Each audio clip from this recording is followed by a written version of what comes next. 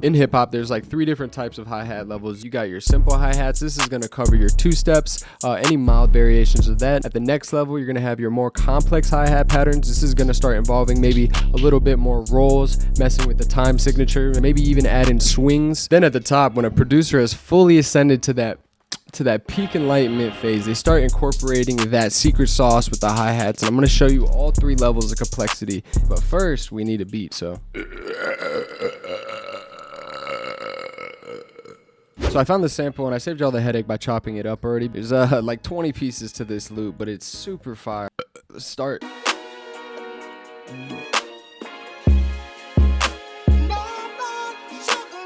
This is always my favorite part right here, just bringing it all back down.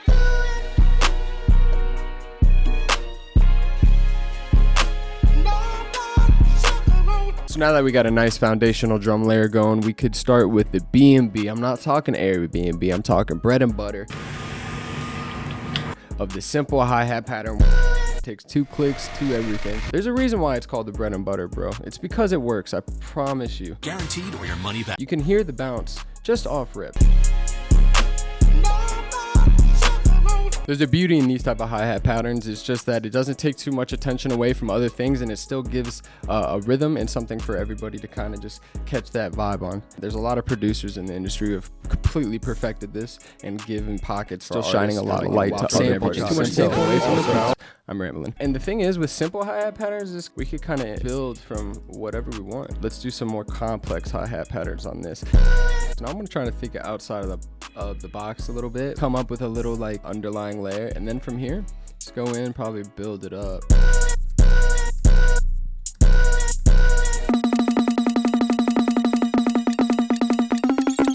I want to create like this under layer, this under sounding layer. Maybe with this under layer, we put like a phaser or something under it.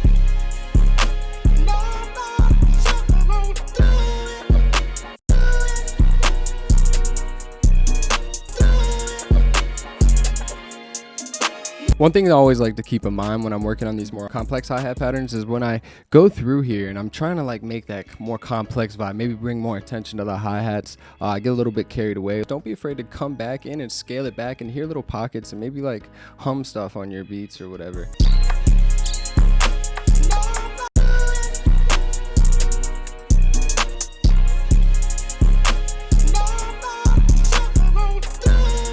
So this is cool. Just to make it a little bit more complex, I added this underlying like little perk layer to go with the hi-hat, and just only at certain parts just to accent it, give it that little bit of like oomph in that part and give it that kind of identity, so it doesn't sound like every other beat. We're gonna move on to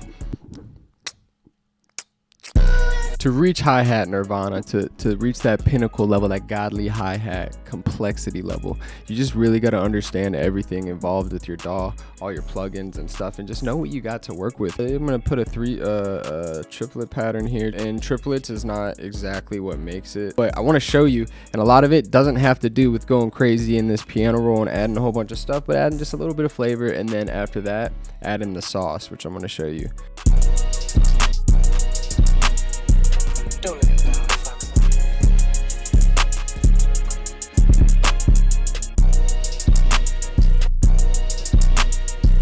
Ooh, this would be cool. It has this little rhythm going the whole time here. You just got to hear each of it in sections, or at least that's what I try to do. And I also only work in like a small little pattern, and you're going to see how it kind of comes together.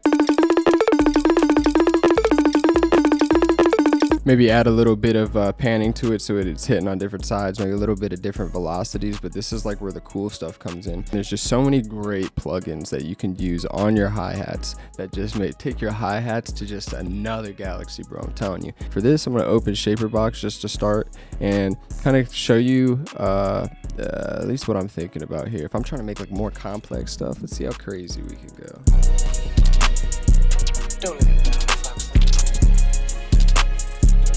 You might be thinking to yourself, yeah, that sounds kind of like booty. It's like little butt cheeks. But in reality, is you just got to start tweaking some sounds and watch. Pull back the mixer a little bit. Just let it breathe. Have that just little subtle feeling in the back. It's so sick.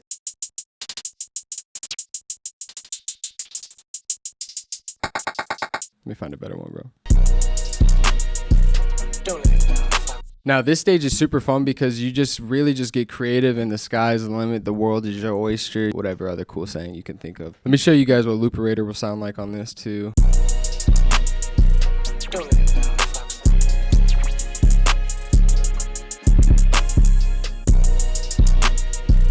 Don't let it down. And like we said before, if you don't like the harshness of anything, I could just come in here and just turn any of these down and just make it like whatever I'm feeling for the track. If you use Portal, Portal's really cool. You can just come up with just wild stuff. Don't let it down.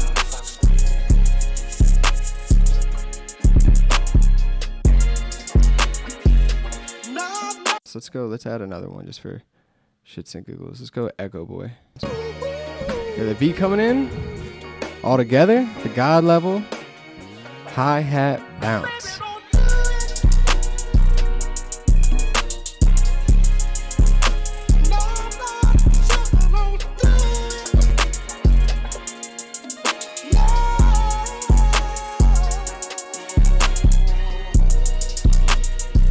Don't let it down.